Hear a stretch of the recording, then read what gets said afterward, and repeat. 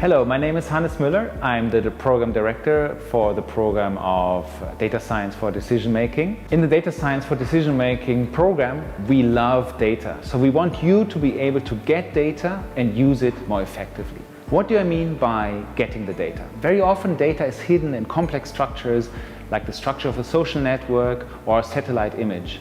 And we want you to be able to use machine learning to get the data and quantify it. What do I mean by using the data? Using the data is, of course, visualizing the data, but it's also being able to understand the causal structures that underlies the data to improve the decision-making process. And this is very important if you want to use the data effectively. So, if you want to work with data, if you want to be able to get data and use it more effectively, I hope to see you soon in the Data Science for Decision Making program.